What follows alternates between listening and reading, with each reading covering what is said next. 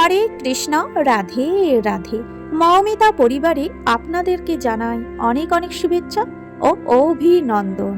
আজকের আলোচ্য বিষয়টি হচ্ছে ফাল্গুন মাসে অমাবস্যা বা ফাল্গুনী অমাবস্যা কবে পড়েছে, পঞ্জিকা অনুসারে সঠিক সময়সূচি কি রয়েছে, অমাবস্যা তিথি কখন শুরু হচ্ছে কখন শেষ হচ্ছে, নিশি পালন বা ব্রত উপবাস কবে পালিত হবে, এই দিন গঙ্গা স্নান দান এবং পুজোর শুভ সময় কখন রয়েছে, রক্ষা কালী পুজো কবে রয়েছে, সূর্য গ্রহণ আপনারা কোন জায়গা থেকে কবে দেখতে পাবেন এই ফাল্গুনী অমাবস্যা তিথিতে, মা কালীর কৃপা পেতে কি করবেন কি করবেন না, কি খাবেন কি খাবেন না, সমস্তটাই আজকের ভিডিওতে জেনে নেব। শ্রোতা বন্ধুরা, আজকের এই ভিডিওটি আপনারা প্রথম থেকে শেষ পর্যন্ত মনোযোগ সহকারে শ্রবণ করুন, আপনাদের কিন্তু অনেক ভালো লাগবে। ফাল্গুন মাস এলেই মানুষের মনে হোলির আনন্দ ও উৎসাহ ছড়িয়ে পড়ে। বৈদিক পঞ্জিকা অনুসারে ফাল্গুন মাসেই পালিত হয় ফাল্গুনী অমাবস্যা। তাই চলুন বন্ধুরা, এইবারে জেনে নেওয়া যাক সেই ফাল্গুনী অমাবস্যা তিথি কখন থেকে শুরু হচ্ছে।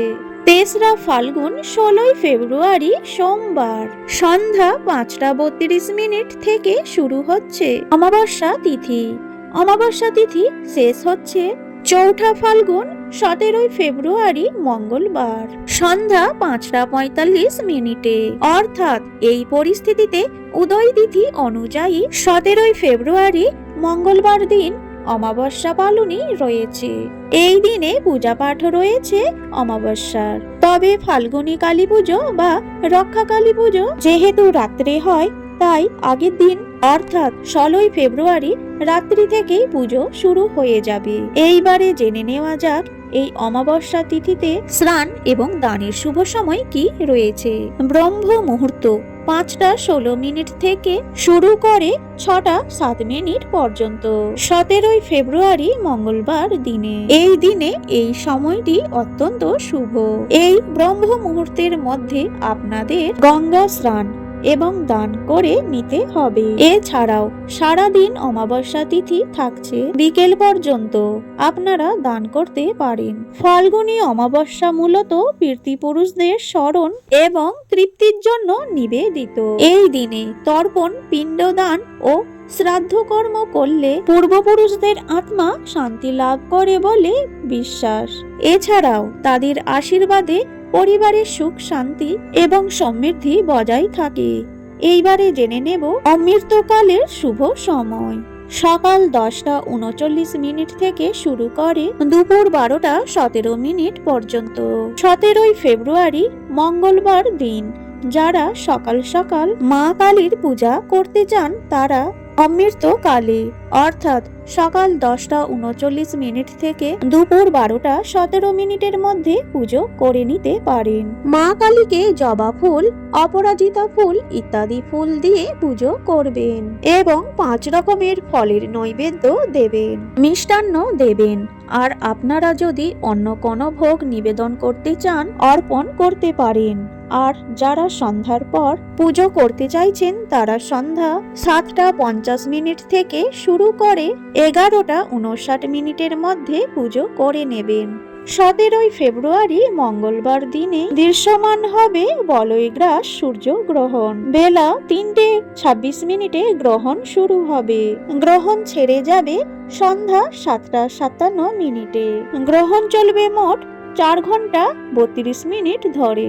কিন্তু মনে রাখবেন যে এই গ্রহণ কিন্তু ভারত থেকে দৃশ্যমান হবে না, তাই গ্রহণের কোনো কুপ্রভাব, কোনো নিয়ম নীতি আপনাদেরকে পালন করতে হবে না।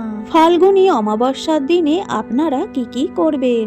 ফাল্গুনী অমাবস্যার দিন আপনারা ভোরে উঠে স্নান সেরে সূর্যদেবকে অর্ঘ্য নিবেদন করা উচিত। এতে সূর্যদেব প্রসন্ন হন এবং তার কৃপায় ব্যবসা ও কর্মক্ষেত্রে উন্নতি ঘটে। পাশাপাশি নেতিবাচক শক্তি দূর হয়। এই দিনে পিতৃপুরুষদের জন্য তর্পণ করা বিশেষভাবে শুভ। এর ফলে পিতৃপুরুষদের আশীর্বাদ লাভ করা যায়, সুখ সমৃদ্ধি বৃদ্ধি পায় এবং পিতৃদোষের প্রভাব কমে যায়। এছাড়াও এই অমাবস্যা তিথিতে আপনারা প্রত্যেক বাড়িতে আমিষ আহার গ্রহণ করবেন না। যারা এই অমাবস্যা তিথিতে মা কালীকে পূজা করতে চান, মা কালীর জন্য একটি জবা ফুলের মালা অথবা অপরাজিতা ফুলের মালা অর্পণ করবেন। তা না হলে একটি জবা ফুল মায়ের চরণে অর্পণ করবেন, মনস্কামনা জানাবেন। আপনাদের সকল মনস্কামনা পূর্ণ হবে। জীবনে বারবার শুভ কাজে বাধা, অকারণ সমস্যা এবং অশান্তি থাকলে এই দিনে এক মনে পূজা বা উপাসনা করলে তা দূর হয় বলে জানা যায়। এই দিনে অন্ন, কালো তিল, বস্ত্র, অর্থ কিংবা খাদ্য দান করলে অত্যন্ত পূর্ণদায়ক ফল মেলে। বিশ্বাস করা হয় ফাল্গুনী অমাবস্যায় দান করলে জীবনে অভাব থাকে না। অমাবস্যা তিথিতে পবিত্র নদীতে স্নান, জপ, ধ্যান এবং প্রার্থনা করলে মন এবং আত্মা শুদ্ধ হয়। জয় মা কালী। আজকের এই ভিডিওটি এখানেই শেষ হলো।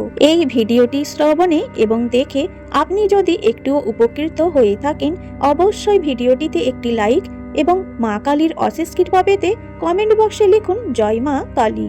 এবং যারা এই চ্যানেলের নতুন বন্ধুরা আছো, অবশ্যই চ্যানেলটিকে সাবস্ক্রাইব করে পাশে থাকা বেল আইকনটি প্রেস করার অনুরোধ রইল, যাতে এই চ্যানেলের সকল ভিডিওর নোটিফিকেশন আপনি কিন্তু খুব সহজেই পেয়ে যাবেন। তার সঙ্গে সবাই ভালো থাকবেন, সুস্থ থাকবেন।